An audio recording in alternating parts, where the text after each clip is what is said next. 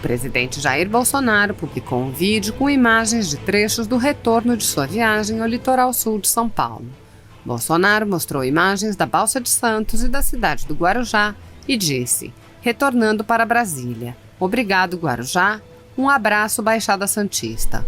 Nos dois locais, Bolsonaro conversou com cidadãos, foi chamado de mito e tirou fotografias. Assista.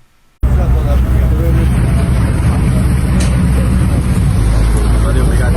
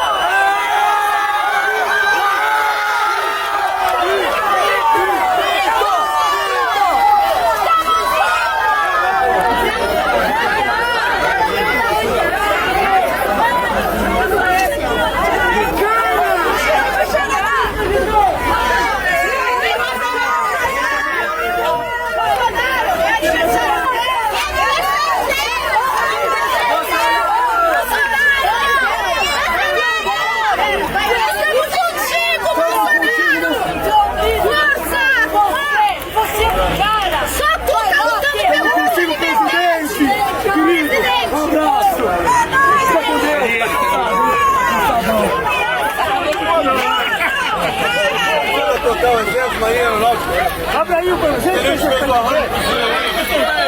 Posso apertar sua mão, presidente? Aí, ó. Agora, você vai tirar a foto pra mim. Tira uma foto minha. Tira uma foto minha. Olha o mito, olha o mito aí.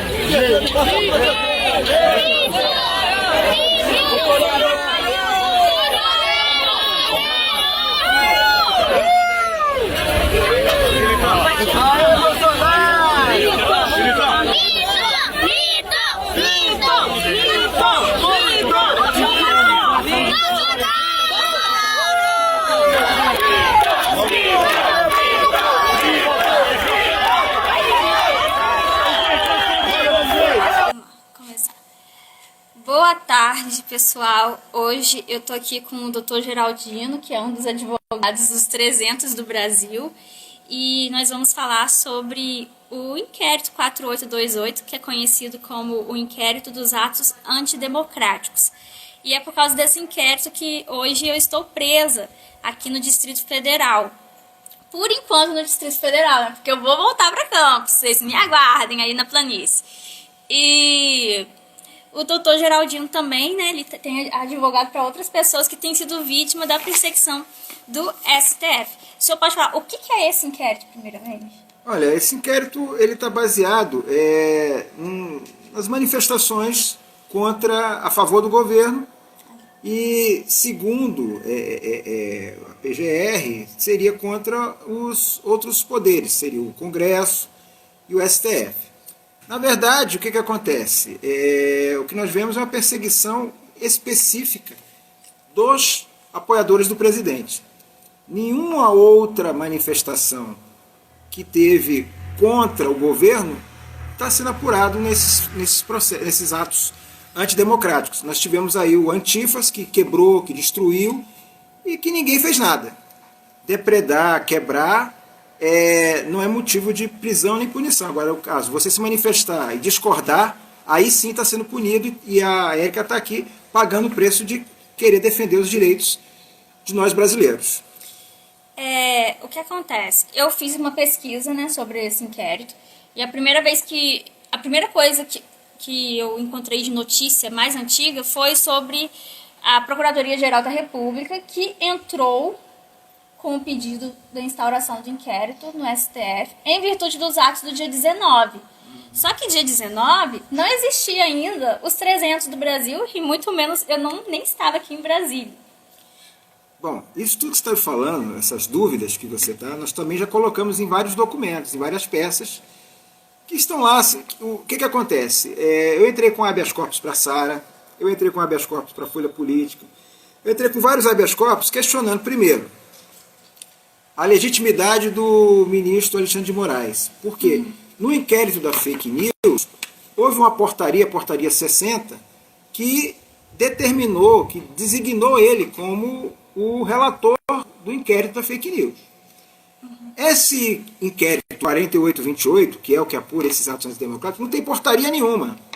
Não tem nada que vincule ele a essa investigação.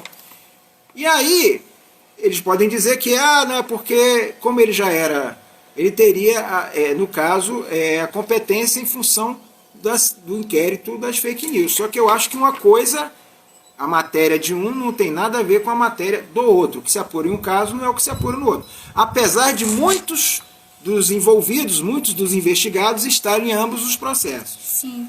No caso, o senhor tinha falado comigo sobre a competência do PGR, né, em relação a pedir investigação, alguma coisa do tipo. Pois é, o PGR, as atribuições dele estão delimitadas na própria lei. E no caso do Procurador-Geral da República, ele não pode processar pessoas que não têm foro privilegiado. Ele pode até receber informação e encaminhar para o Procurador-Geral, que no caso o fato seria contra a União, e aí a Procuradoria da República tem que apurar realmente, mas aí temos o Procurador-Geral, o Procurador Regional, que atua na esfera da Justiça Federal.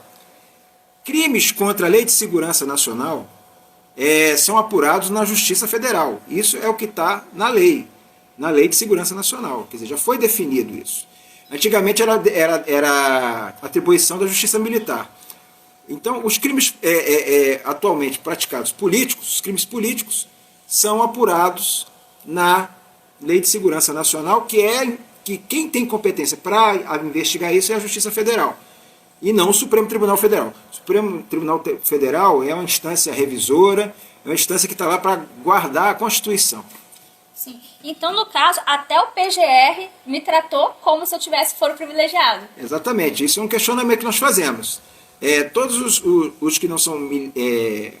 todos que não têm cargo político, no caso aí, tem alguns deputados que poderiam sim ser investigados a nível de Supremo Tribunal Federal.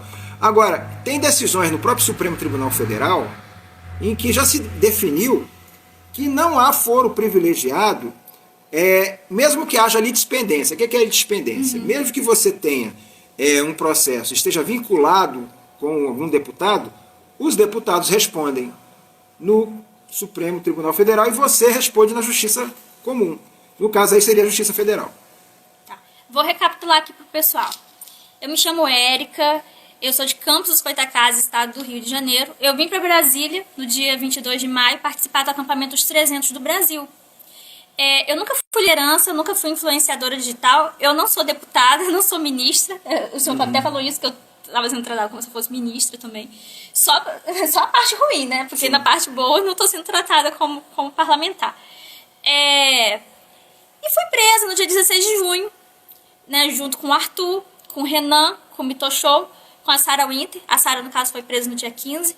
E desde o dia 24 nós estamos usando tornozeleira eletrônica em prisão domiciliar. No caso, o Arthur, o Renan e eu ficamos aqui ficamos em Brasília. O Arthur conseguiu, com muito custo, voltar para Niterói. E eu agora estou lutando para voltar para Campos. E assim... Eu não sei qual é, até hoje, quando o oficial de justiça chegou na prisão, a Sarah perguntou, qual é o nosso crime? Ele não soube dizer. No caso, qual é o meu crime, doutor? Não tem exatamente o que estão fazendo. Eles estão tentando arrumar uma tipificação para o seu crime. Estão querendo te enquadrar na Lei de Segurança Nacional. Bom, a Lei de Segurança Nacional, para que você infrinja um artigo, lá, você teria que ter o dolo real. Você primeiro tem que ter o perigo real. Eu sou um perigo? O fato, a sua atitude tem que realmente ensejar um perigo às organizações. O que não acontece nesse caso. Ninguém, em momento algum, atacou ou usou de violência, ou ameaça, ou constrangeu. Ninguém explodiu nada, tudo isso. Já tem decisões até de gente que explodiu uma usina aqui, tem decisões que eu já pesquisei a respeito disso, em que o cara politicamente estava querendo usar isso de forma política e ele ainda foi absolvido, porque não tinha o dano real, o perigo real, aliás, dano real não, o perigo real contra as instituições. Então é muito difícil você fazer um enquadramento desse. E mais, não existe na Lei de Segurança Nacional a tipificação de formação de quadrilha. Não existe. Então, aí eles estão querendo dizer também que a gente era uma quadrilha. O que eles estão querendo, o que eles estão tentando, porque para pedir a prisão temporária de vocês, eu até trouxe aqui um documento, na prisão temporária, eles qualificaram aqui, ó, essa aqui caberá prisão temporária, sem vários artigos. E no caso, para esses crimes aqui que estão sendo elencados, que você está vendo aqui, são os crimes onde caberá um pedido de prisão temporária, que é um pedido de investigação para apurar o fato. Roubo, sequestro, extorsão. Gente, olha só, o único ponto que eles poderiam enquadrar, e assim forçando muita barra, é esse aqui, ó. Quadrilha ou bando. Por isso que estão tentando, né, fazer uma ligação disso, por isso que você está com essa tornozeleira. Eu acho essa decisão é ilegal, até porque na Lei de Segurança Nacional não existe previsão para isso. Várias situações. Tornozeleira, né? Para tornozeleira. Você faz uma prisão temporária, caso haja necessidade, prorroga-se, mas a partir daí, ou você pede a preventiva, se há elementos para preventiva, ou você solta. No caso seu, Érica, eu vi até a decisão que fez a prorrogação. Na decisão, o próprio ministro Alexandre de Moraes disse que após completar o período de 5 dias, vocês poderiam ficar em liberdade. Acontece que no dia que vocês iam ser colocados em liberdade, houve um pedido da delegada federal para que... Doutora Denise? A Denise. Sem nenhuma base legal para isso, pediu, e a Procuradoria também foi favorável, Procuradoria que atua nesse caso, ao meu ver, ilegitimamente, para que convertesse isso em medidas cautelares, mesmo sem previsão legal na Lei de Segurança Nacional, que é o que estão atribuindo a ele. E a própria formação de quadrilha. Para ter a formação de quadrilha tem que ter um crime. Cadê o crime que foi tipificado? Ela está aqui em Brasília, respondendo ao inquérito, que ela sequer foi indiciada. Ela já está aqui há quase 3, 4 meses sem ser indiciada, sem ter um motivo. E nós advogados, estamos sem ter acesso aos autos. Esses documentos que estão aqui na minha mão, que foram disponibilizados, eu advogo para vários, foram disponibilizados para várias pessoas, são 6 ou 7 volumes. Só disponibilizar aquilo que é interesse deles. A maioria dos fatos aqui, o que a gente vê, é uma tentativa de criar um nexo entre as manifestações e a presidência da República. O senhor tinha falado, tudo aqui que está escrito aqui é para tentar incriminar o presidente. Exatamente. Vocês entenderam? Aí muita gente tem feito essa pergunta para mim, doutor. Algumas pessoas, até na minha cidade, que eu falo sobre manifestações, falam que estão desanimadas de participar de manifestações, porque nas manifestações elas veem que estão defendendo um presidente que não nos defende. Qual a posição do presidente nisso tudo? Ele pode nos dar um apoio? Olha, eu acho que o presidente, ele está agora fazendo o que é certo. Ele está trabalhando, a população toda está vendo que ele está sendo boicotado. No caso aí do coronavírus, sempre esteve certo. Ele sempre defendeu a cloroquina, ele sempre defendeu que as pessoas trabalhassem. E quem sempre foi contra isso? São os mesmos que prenderam vocês. Então, é isso que vocês estão se manifestando. Pensem nisso. Vocês não estão se manifestando em defesa do presidente. Se o presidente cair, virá outro que vai prejudicar vocês. Vocês estão defendendo o seu voto, vocês estão defendendo os nossos direitos de nos manifestarmos. Os princípios que a gente acredita e que esse homem representa. Exatamente. Que caindo o Bolsonaro, gente, só ele para aguentar isso tudo. Outro não aguentaria. Ele suportou uma facada, ele poderia ter desistido. E ele não desistiu. E isso que eu falo pra vocês, eu tô aqui preso, vou parar na colmeia, né? Na penitenciária, tratada como se fosse uma bandida qualquer, e eu não desisti, e eu não vou desistir, tá? É uma luta, é um sistema que já está há muito tempo corrompido, existe aí, foi até recentemente mencionado pelo ministro Marco Aurélio, em uma entrevista, que existe um favorecimento das esquerdas. Todas as manifestações que são feitas por parlamentares de esquerda são sempre atendidas. Recentemente, o próprio ministro Alexandre de Moraes impediu que o presidente nomeasse o delegado, que seria o superintendente da Polícia Federal. Isso é uma atribuição do presidente da República. Houve uma interferência a pedido de um partido de esquerda. Então, o que está sendo feito é uma tentativa de inviabilizar o governo, que não está acontecendo. O governo está conseguindo se viabilizar. Graças a Deus, o governo federal, com esse projeto aí de ajuda, de auxílio emergencial, está fazendo a maior divisão de renda do mundo. Já foi feito. Aquilo tudo que a esquerda arrotava e dizia que fazia com o cesta básica, o presidente está ajudando brasileiros hoje a não morrerem de fome. Nosso maior combate não é nem contra o vírus, é contra a fome.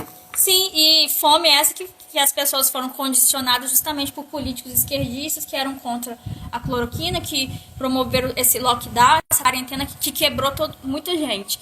E outra coisa, só o fato do presidente ir nas manifestações de domingo já estava sendo usado também para poder incriminá-lo. Sim. Eles querem a todo custo impeachment o presidente. Infelizmente, estão nos usando, né? Eu entendo até, por exemplo, esse processo, esse inquérito da fake news... E o nosso também. E o 4828, o inquérito da fake news já dura mais de um ano. Recentemente, o ministro Alexandre de Moraes assumiu um posto lá no Tribunal Superior Eleitoral. Existe, eu já vi denúncias de jornalistas, como até mesmo do deputado Roberto Jefferson, que insinuam, que estão levantando a tese de que estão tentando caçar a chapa usando esse inquérito da fake news. Como até agora não encontraram nada, está meio difícil de caçar a chapa, porque seria o único modo de fazer com que o voto, que foi legitimamente, de tirar do poder o presidente da República. Porque por impeachment já viram que é impossível. Então estão tentando, através de uma manobra jurídica, utilizar de recursos. Recentemente também foi informado e saiu na imprensa, o próprio Alan dos Santos falou em uma entrevista, depois que ele saiu do Brasil, que ele falou isso. Que estavam monitorando o presidente, que tinham 3 malas espiãs, uma na Embaixada da Coreia, uma embaixada da China e outra no escritório do advogado Kakai. Então, isso tudo ninguém sabe se foi apurado, ninguém sabe o que aconteceu. Então, quer dizer, estão de todas as formas investigando o presidente, tentando achar alguma coisa que faça com que eles possam caçar a chapa. Eu vi no site do Ministério Público que nós fomos presos, né, que foi pedido... Quando foi pedida a nossa prisão, um dos motivos é que nós fomos identificados como líderes, uma coisa que não procede, e captadores de recursos. Exatamente, tem vários. A narrativa é essa. Essa narrativa, se eu não me engano, começou com a Rede Globo. A Rede Globo começou com essa história de atos antidemocráticos. Não existe atos antidemocráticos. Quando você se manifesta expressando a sua opinião. Vários juristas do país já são contrários. Inclusive, eu faço parte de um grupo chamado Movimento dos Advogados do Brasil, e nós fizemos uma ação chamada Maior Ação do Mundo, onde nós fizemos eu até assino essa ação junto com o Dr. Emerson, com outros colegas, pedindo à Corte Interamericana que intervenha, porque há muitos absurdos acontecendo aqui no país. E eles precisam dar uma olhada, dar um enfoque. Essa Corte Interamericana já teve denúncia de uma associação do Ministério Público, já teve uma denúncia do próprio Roberto Jefferson, do PTB, e teve essa Maior Ação do Mundo, que nós também entramos também na ONU. Que entra o inquérito. É o inquérito 4781 e o 448, os dois inquéritos.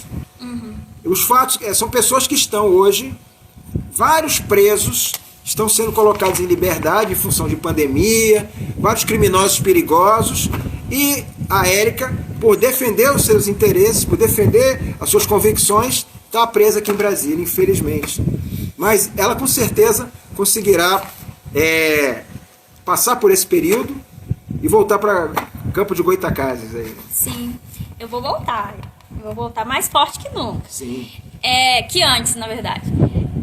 Aí, doutor, uma das coisas que aconteceu também lá no presídio, os dias que a gente ficou lá, nós ficamos impedidos de falar com os advogados não tinham acesso a gente, e eu tenho curso superior. Sim. Eu vou te falar uma coisa, todos esses absurdos, por que eu estou imprimindo? Eu imprimi isso aqui, primeiro para te mostrar onde eles quiseram te enquadrar. Agora, tem a Lei de Segurança Nacional, a Lei de Segurança Nacional é essa aqui, 7170, gente. Eu gosto de trazer a lei para as pessoas tomarem conhecimento. Aqui, ó. Espera um minutinho.